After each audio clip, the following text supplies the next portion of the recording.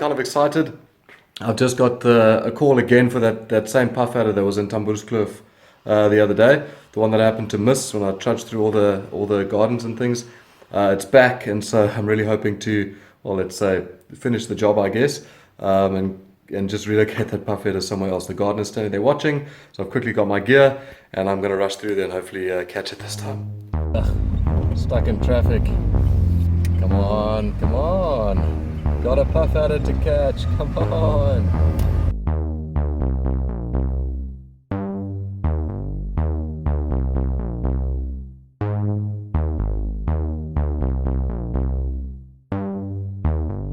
William? Is it still there? You know where it is? Hi man, how's it? Sam, did you get a fright? No, I know about it. Oh, you know about it? I spotted him many times. He was on this piece of iron stand, so he just moved slightly. Okay, alright. Alright.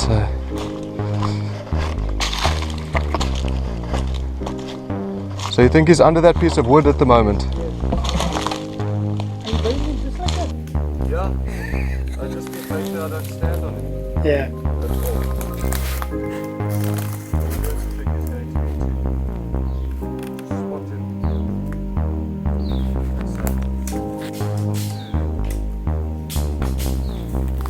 So much easier when you can actually see where they are. Yeah.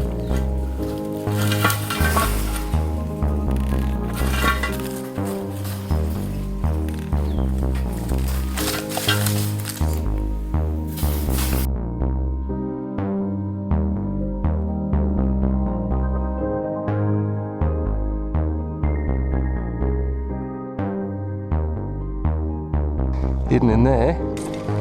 That's his tail. Where's he gone? Where's his head?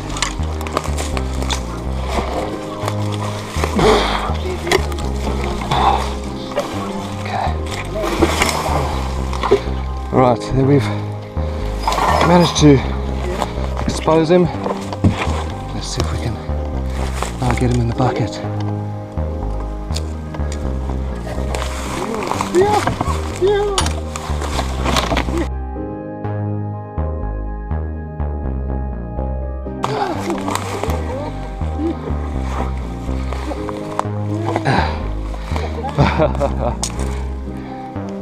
There we go, nicely in the bucket.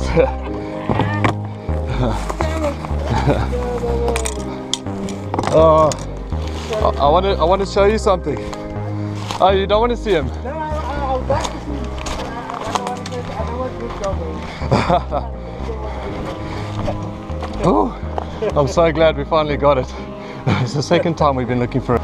So, Dory's not going to jump out. I won't let him jump out, but I want to show you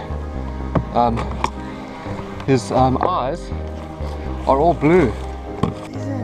So, he can't see very well at the moment. So he's very scared because now he doesn't have a good eyesight. Man, he won't jump out.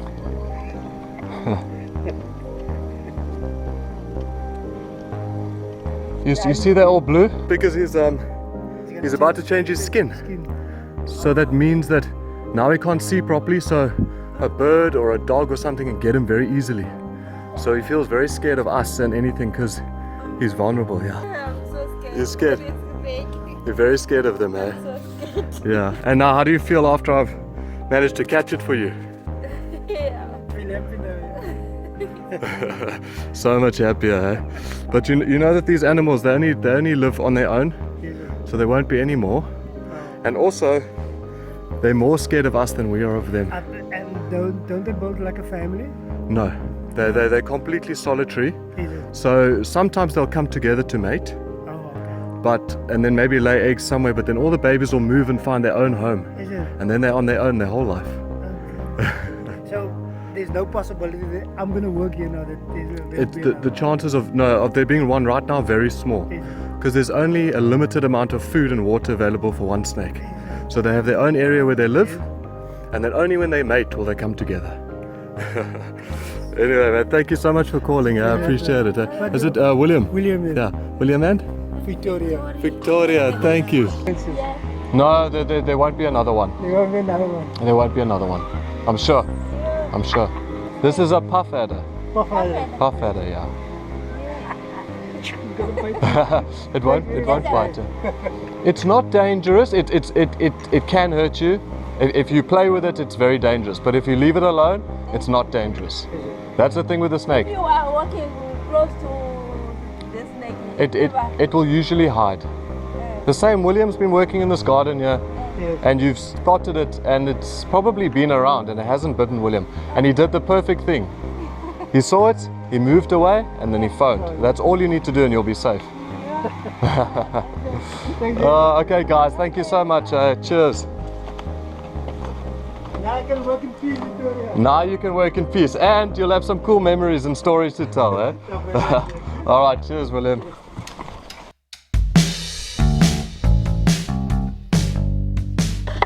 Guys, I've got our little, I've got our passenger here.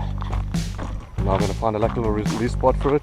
Like I've mentioned in previous release videos, I always like to try and move the snake to within a very similar kind of home range or habitat. So you can see where I am in Cape Town. These are the mountains, and the reason why I've chosen this spot is because it's almost directly in line with the property where I caught the snake, but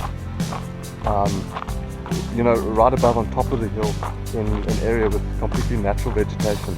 So although I'm moving it to a different area, it's still very much within the same range. It's not completely, it hasn't been taken to a completely different type of vegetation or very different type of habitat.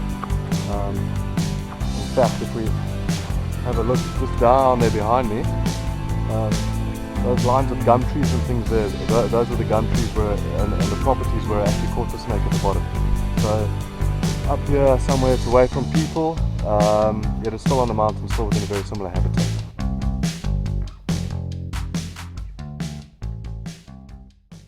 Alright, and the reason why I've chosen this spot here is because you've got a nice thick vegetation cover here, but it also has ample spots where the snake can move out and get sunlight. It's got good basking areas, so it's got plenty space for it to immediately get into to find shelter, so it's protected from predators, but then it also has the opportunity for it to be able to come out and bask and meet its thermoregulation needs.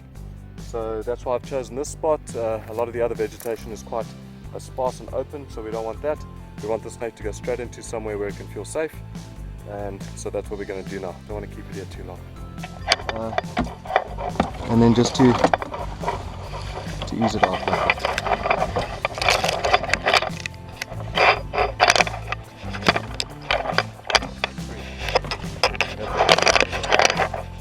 You can see it's immediately going into more of a freeze mode. It doesn't quite know what's going on. It doesn't know if it should defend itself. It doesn't know if it should flee. It's completely freaked out. So there it starts to puff now. Now that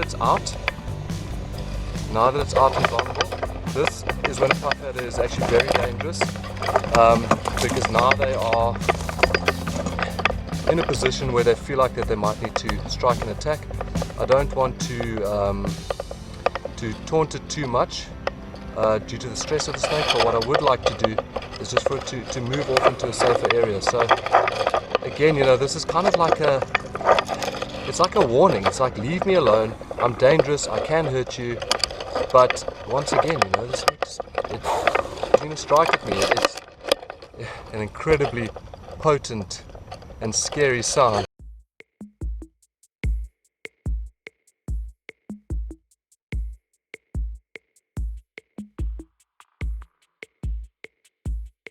Wow, and there it is. What a cool experience that was. Again, you know, I always feel a little bit sorry for the snake, but I think ultimately it's in its best interest that it's actually up here and not down around people, because ultimately it will eventually most likely get killed out of fear.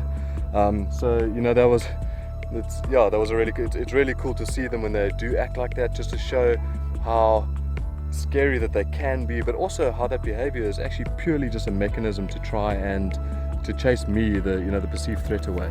You know, it wants me to disappear, and I must say, just hearing that noise even made, you know, it made me jump a little bit inside. So for people that are nervous or fearful of snakes, I can totally understand. They can be incredibly scary animals, but I think it is really important to see and to try and understand just where that behavior is coming from. And you can see that it's a defensive thing. It's not an aggressive thing. The snake didn't want anything to do with me. So yeah, really happy, really stoked that we finally caught the snake. And once again, you know, all of this work wouldn't be possible without those of you that are supporting me on Patreon.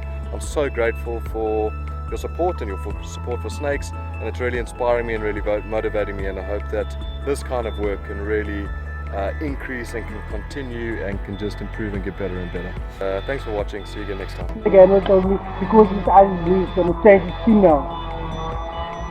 Yes.